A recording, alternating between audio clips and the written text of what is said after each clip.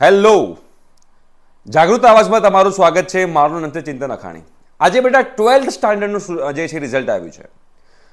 તો ઘણા બધાના 99 પર્સન્ટાઇલ હશે, 95 પર્સન્ટાઇલ હશે, બહુ બધા લોકોના ઓછા પર્સન્ટાઇલ આવ્યા હશે. તો હું આજે તમને એક વસ્તુ કહેવા માંગીશ કે ભાઈ તમારું જે 12thનું રિઝલ્ટ છે, શું આ તમારું કરિયર ડિસાઇડ કરશે કે નહીં. બિકોઝ ઘણા બધા લોકો ડિમોટિવેટ થતા હોય છે, એટલે અમારે તમને એક્ઝામ્પલ આપવા પડે છે. આ એક્ઝામ્પલ એટલે આપું છું બેટા બિકોઝ તમને લોકોને માર્કેટમાં ઘણા બધા લોકો કહેતા હશે કે ભાઈ તારા ઓછા પર્સન્ટાઇલ આવ્યા એટલે તારું કરિયર બરબાદ થઈ ગયું છે. હવે આપણે જોઈએ છીએ, તમને એક્ઝામ્પલ સાથે તમને કહીશ, તમને લોકોને એક્ઝેક્ટલી આઈડિયા આવશે. બિકોઝ ગઈકાલે એક પેરેન્ટની કમેન્ટ પણ આવી હતી કે કાલે મારા બાબાનું રિઝલ્ટ છે ને મને બહુ જ ટેન્શન થાય છે ને તમારા મોટિવેશનની ખાસ જરૂર છે. તો આજે આપણે આ વિડીયો બનાવી રહ્યા છીએ સ્પેશિયલ એમના માટે અને એમના જેવા બીજા ઘણા પેરેન્ટ્સ અને સ્ટુડન્ટ્સ માટે કે જે લોકો ડિમોટિવેટ ફીલ કરતા હશે. રાઈટ. અને બેટા તમારે જો વોટ્સએપ ગ્રુપમાં જોડાવાનું બાકી હોય તો ડિસ્ક્રિપ્શન બોક્સમાં વોટ્સએપ ગ્રુપની લિંક છે, બરોબર છે, એમાં તમે લોકો જોડાઈ શકો છો. એકવાર જોડાઈ ગયા તો બીજી વાર જોડાવાની જરૂર નથી. જો બેટા અમે લોકો તમારા માટે તો આ ફર્સ્ટ ટાઈમ 12thનું રિઝલ્ટ છે, રાઈટ.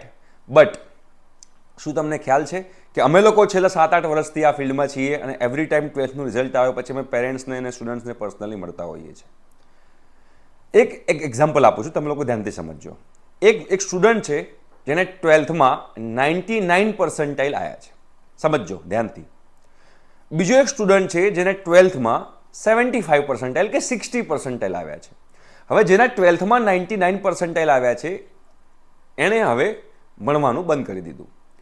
અને બીજો એક સ્ટુડન્ટ જે છે જેને 65 પર્સન્ટાઇલ આવ્યા છે એણે કોઈ એક કોલેજમાંથી, ઓબ્વિયસ એને સારી કોલેજ તો નહીં મળી હોય, પણ જે કોલેજ મળી છે એ કોલેજમાંથી એણે સ્ટડી ચાલુ કર્યું અને ગ્રેજ્યુએશન કમ્પ્લીટ કર્યું. તો બોલો બેટા કોને નોકરી મળશે?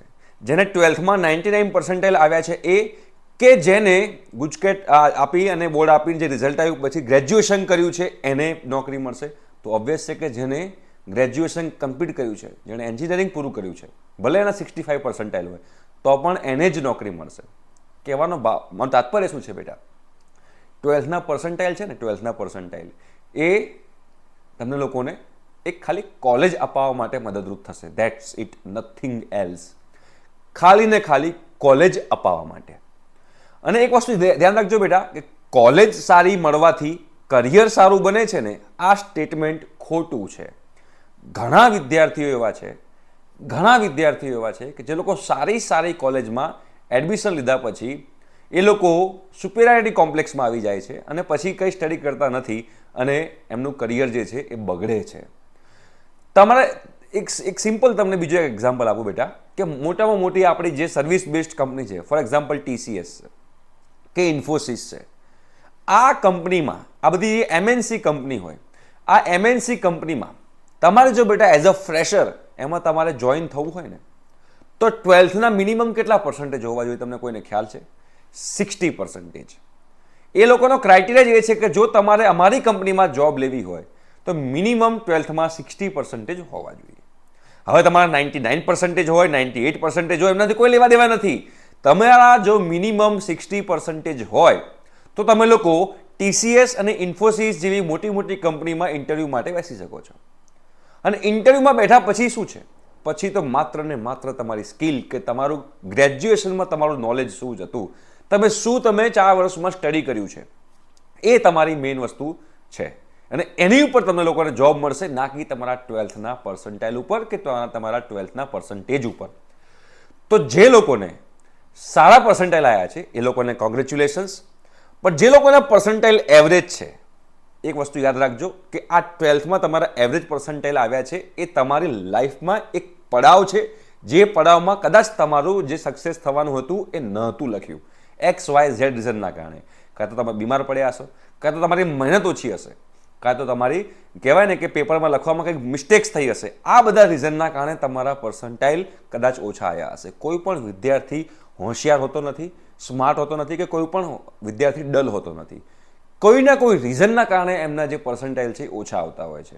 કોઈ એમ કહેતું હોય કે મને વાંચવામાં યાદ રહેતું નથી, તો વાત ખોટી છે. દરેક વિદ્યાર્થી એક સમાન છે.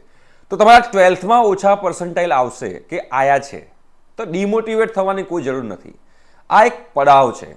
તમે તમારા કોઈ પેરેન્ટ્સ અહીંયા આગળ જે આ વિડીયો જોઈ રહ્યા હોય તો એ પેરેન્ટ્સને પણ મારે એક ક્વેશ્ચન પૂછવો છે કે તમે લાસ્ટમાં તમારી 12thની માર્કશીટ તમે ક્યારે જોઈ હતી?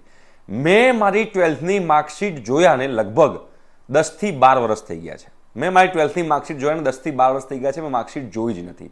એ ફાઇલમાં પડી છે, પડી બિચારી ત્યાં આગળ મારી રાહ જોવે છે કે ક્યારે ચિંતન સર આવશે ને એ ફાઇલ ઓપન કરશે ને મને જોશે.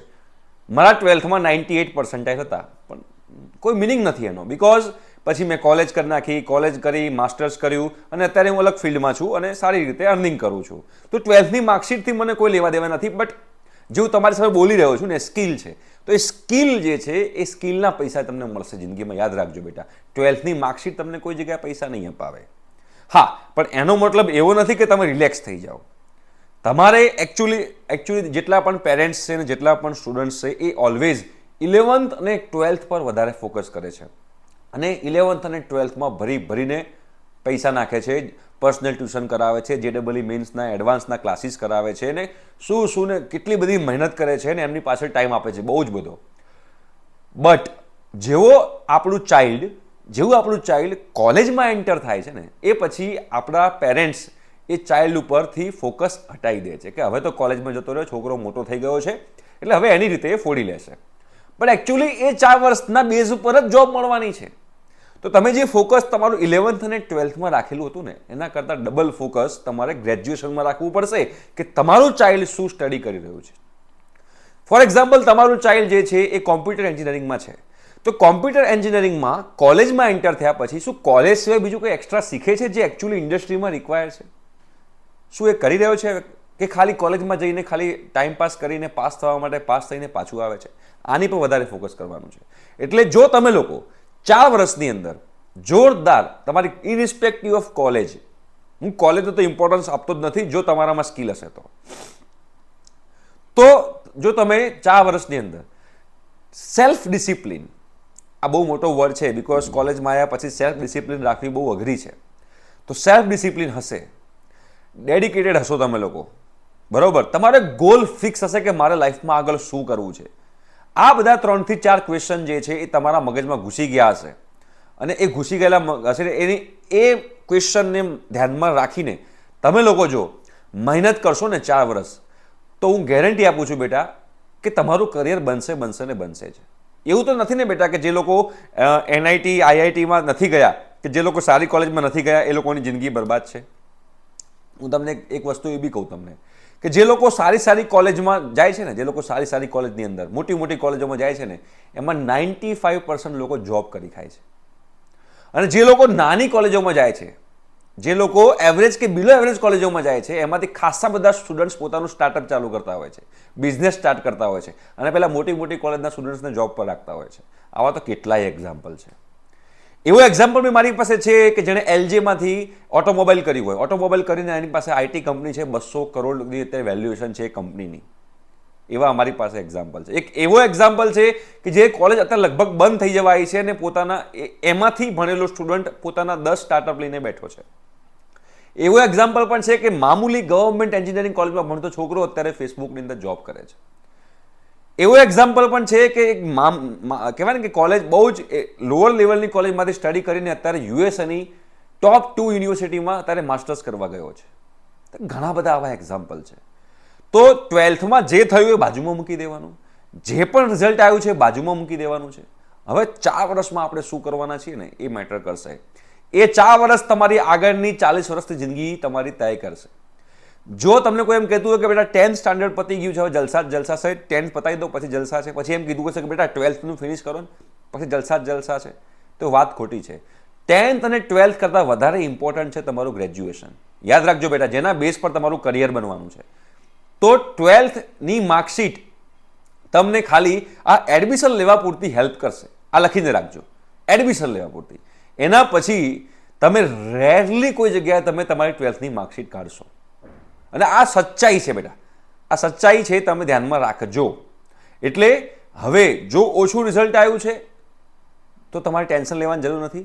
આજુબાજુમાં તમારા કોઈ પડોશી આવે, તમારા ઘરે આવે નેબર્સ અને પૂછે કે બેટા કેટલું રિઝલ્ટ આવ્યું, તો સિમ્પલી તમે એને એક મીઠાઈ આપો અને કહો કે જેટલું ધાર્યું તો એના કરતાં વધારે જ આવ્યું છે. બરાબર છે? કોઈ ડિમોટિવેટ થવાની જરૂર નથી, કોઈ ટેન્શનમાં આવવાની જરૂર નથી.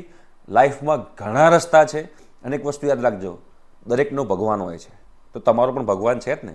તો તમારું પણ જિંદગી આખી તમારા ભગવાને લખેલી જ છે કે તમે અહીંથી અહીંયા, તમે અહીંથી અહીંયા, તમે અહીંથી અહીં જવાના છો. ભગવાને તો આખી જિંદગી લખેલી જ છે તમારી, બટ તમે જો જોડે મહેનત કરશો ને તો જોરદાર તમારું કરિયર બનશે જ, એની મારી ગેરંટી છે બેટા. તો કોઈ ટેન્શન લેતા નહીં. અને હા, બી પોઝિટિવ. જેટલા પોઝિટિવ રહેશો એટલું લાઈફમાં ઘણું સારું એવું થશે. ઠીક છે? Thank you so much.